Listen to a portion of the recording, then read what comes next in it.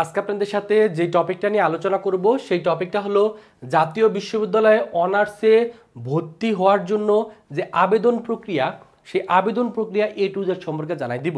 যেহেতু আপনাদের আগামীকাল থেকেই অনার্সের আবেদন শুরু হয়ে যাচ্ছে, যা অনার্সের যে বিভিন্ন যে কলেজগুলো আছে সেই কলেজে যদি আপনি পড়তে চান আপনাকে অবশ্যই আগে সঠিকভাবে আবেদন করতে হবে এবং তারপরে ভর্তি পরীক্ষা দিতে হবে। আবেদনে যদি ভুল করে ফেলেন তাহলে আপনি ভর্তি পরীক্ষায় বসতে পারবেন না এবং অনার্সের কোনো কলেজে আপনি পড়তে পারবেন। এজন্য আপনি আবেদনটা নিজে নিজে ঘরে বসে কিভাবে করতে পারেন আশা করি ভিডিওটা দেখলে আপনাদের একবারে ক্লিয়ার একটা ধারণা হয়ে যাবে। তো প্রথমে যদি দেখি আবেদন করার জন্য প্রথমে আপনাকে যেটা করতে হবে অবশ্যই মাথায় রাখতে হবে এই আবেদনটা কিন্তু শুরু হচ্ছে হলো 23 নভেম্বর থেকে আবেদন শুরু হচ্ছে এবং আবেদন শেষ হবে 31শে ডিসেম্বর। এর ভিতরে আপনাকে অবশ্যই অনলাইনে আবেদন করতে হবে। অনলাইনে আবেদন করার জন্য প্রথমে আপনাকে এই যে ওয়েবসাইটটা আছে এই ওয়েবসাইটে যেতে হবে এবং আবেদন ফি হলো 1000 টাকা এবছর। যদিও এর আগের বছর 700 টাকা ছিল, বাট এবছর কিন্তু 1000 টাকা করা হয়েছে। সো আবেদন করার জন্য প্রথমে আগে আপনি এই ওয়েবসাইটে যাবেন। আপনি চাইলে ফোনের মাধ্যমে আবেদন করতে পারেন। আপনার যদি ল্যাপটপ বা পিসি থাকে তাহলে আগে এই ওয়েবসাইটে যাবেন। এই ওয়েবসাইটে যাওয়ার পর এরকম একটা ইন্টারফেস আসবে। এই ইন্টারফেস থেকে প্রথমে আপনাকে যেটা করতে হবে, এখানে লেখা আছে অ্যাপ্লাই নাও অনার্স, এই যে অপশনটা, এই অপশনে ক্লিক করবেন। এই অপশনে ক্লিক করলে আপনার এরকম একটা ইন্টারফেস আসবে। সেখানে আপনার রোল দিতে হবে, এসএসসির যে আপনার রোল সেই এসএসসি রোল দিবেন, এইচএসসি কোন বোর্ডের সেটা দিবেন এবং কত সালে এসএসসি পাস করছেন সেই পাশের সালটা দিবেন এবং এই পাশে আপনার এইচএসসির যে রোল সেই এইচএসসি রোলটা দিবেন। আপনি কোন বোর্ড থেকে এইচএসসি দিচ্ছেন সেই বোর্ডটা দিবেন, আপনার কত সালে পাস করছেন, যেহেতু 25 সালে যদি পাস করেন তাহলে 25 এখানে বসাই দিবেন এবং তারপর আপনার ফোন নাম্বার যেটা আছে সেই ফোন নাম্বারটা অবশ্যই দিবেন এবং এখানে অবশ্যই একটা নিজের অ্যাক্টিভ ফোন নাম্বার দিবেন, কারণ পরবর্তীতে যত ধরনের নোটিফিকেশন বা তথ্য এই ফোন নাম্বারে কিন্তু পাঠানো হবে। কারণ অনেকে দেখা যায় এই ফোন নাম্বারে নিজের ফোন নাম্বার না দিয়ে অন্য কারো নাম্বার দেয়, এটা কখনোই করা যাবে না। আপনার সচল একটা ফোন নাম্বার এখানে দিয়ে তারপর নেক্সট অপশনে আপনাকে ক্লিক করতে হবে। যখনই নেক্সট অপশনে ক্লিক করবেন তখন এরকম একটা ইন্টারফেস আসবে। সেখানে আপনার নাম দেখাবে, আপনার বাবার নাম দেখাবে, আপনার ডেট অফ বার্থ দেখাবে এবং এইখানে আপনাকে এই আপনার মেল অথবা ফিমেল, আপনি যদি মেল হন তাহলে মেলটা ক্লিক করে দিবেন বা চেক করে নেবেন, আর যদি ফিমেল হন তাহলে এখানে ফিমেল দেখাবে। যদি এখানে অবশ্যই সঠিকভাবে আপনাকে দিতে হবে। আপনি যদি ছেলে হন তাহলে মেল আর মেয়ে হলে ফিমেল। দেওয়ার পরে আপনাকে যেটা করতে হবে নেক্সট যে অপশন সেই নেক্সট অপশনে ক্লিক করতে হবে। নেক্সট অপশনে ক্লিক করার পরে এরকম একটা ইন্টারফেস আসবে। এখানে হলো মেইন কাজ, এটা কিন্তু খুবই সাবধানতার সহিত করতে হবে। এখানে যখন আপনি ক্লিক করবেন তখনই আপনার যে জিপিএ সেই জিপিএর অনুযায়ী আপনি কোন কোন কলেজে আবেদন করার জন্য এলিজিবল সেটা কিন্তু উল্লেখ করে দেওয়া যাবে। এখান থেকে আপনাকে একটা কলেজে আবেদন করতে হবে। এখানে যখনই ক্লিক করবেন প্রথমে দেখবেন আপনার ডিভিশন, আপনি কোন ডিভিশনের কলেজে আপনি আবেদন করতে চান। আপনি যদি ঢাকার মধ্যে কোনো কলেজে আবেদন করেন তাহলে ঢাকা দিবেন।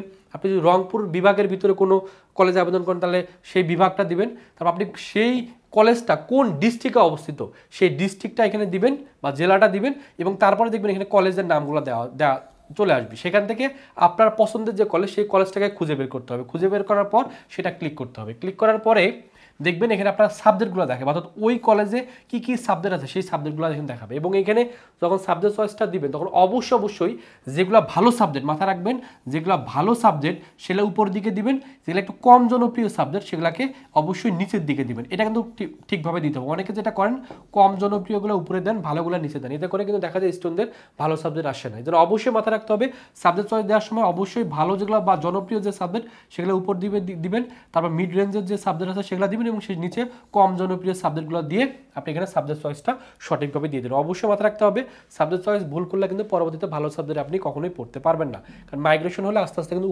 নিচের থেকে উপর দিকে যায়। এরপরে যখন আপনি এটা করে ফেলবেন তারপর আপনার যদি কোটা থাকে আপনার মুক্তিযোদ্ধা কোটা হোক, আদিবাসী কোটা হোক, প্রতিবন্ধী কোটা হোক, কোটা থাকলে ইএস এর চাপ দিবেন আর কোটা যদি না থাকে তাহলে নোতে চাপ দিবেন। দেওয়ার পরে আপনার এখানে ছবি দিতে হবে, আপনার নিজস্ব একটা ছবি, সদ্য তোলা একটা ছবি, হোয়াইট ব্যাকগ্রাউন্ডের। ছবির সাইজ হতে হবে 120x150 আর এটার ফাইল সাইজ হতে হবে 50 কেবির ভিতরে। তারপরে মেনলি দেওয়ার পরে আপনি এখানে নেক্সট অপশন আছে, নেক্সট অপশনে দিয়ে দিবেন।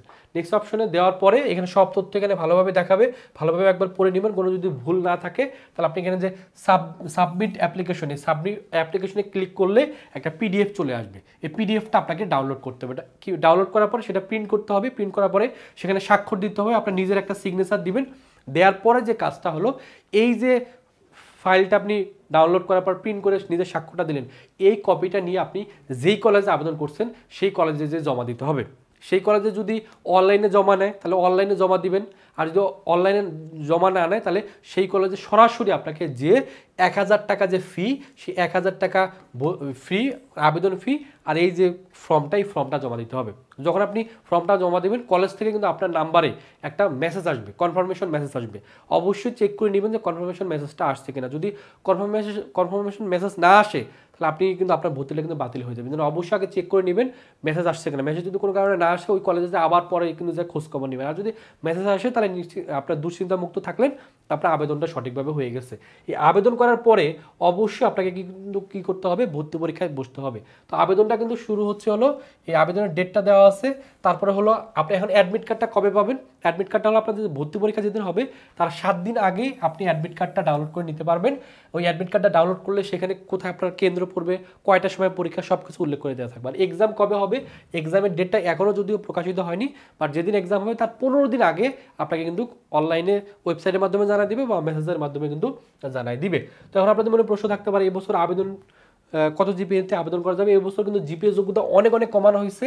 এই বিজ্ঞানের শিক্ষার্থীদের ক্ষেত্রে 2.25 হলো এসএসসির জিপিএ, আর এইচএসসির জিপিএ মাত্র 2 পয়েন্ট, এবং দুইটা জিপিএ যোগ করে যদি 4.75 হয় আবেদন করতে পারবেন। মানবিক বাণিজ্য শিক্ষার্থীদের ক্ষেত্রে 2 পয়েন্ট করে এসএসসি এবং এইচএসসিতে মাত্র 2 পয়েন্ট, এবং দুইটা যোগ করে যদি 4.50 হয় আপনি আবেদন করতে পারবেন। আর এসএসসি 2022 অথবা 23, এইচএসসি 24 এবং 25 ব্যাচের শিক্ষার্থী হলে আপনি আবেদন করতে পারবেন। তবে সেকেন্ড টাইমের এখানে পরীক্ষা দেওয়া যাচ্ছে, বাট কেউ যদি এর আগে কোনো ন্যাশনালে অনার্সে বা প্রফেশনাল অনার্সে ভর্তি থাকে তাহলে ভর্তি বাতিল করে কিন্তু পরবর্তীতে ভর্তি পরীক্ষায় বসতে হবে। পরীক্ষা 100 ইউনিটে হবে, জিপি থেকে নেওয়া হবে 100 মার্ক, ভর্তি পরীক্ষা 100 নম্বর এমসিকিউ, এটা টোটাল পাস মার্ক হলো 35, নেগেটিভ মার্কিং নাই, কোনো ধরনের ক্যালকুলেটর ইউজ করতে পারবেন না।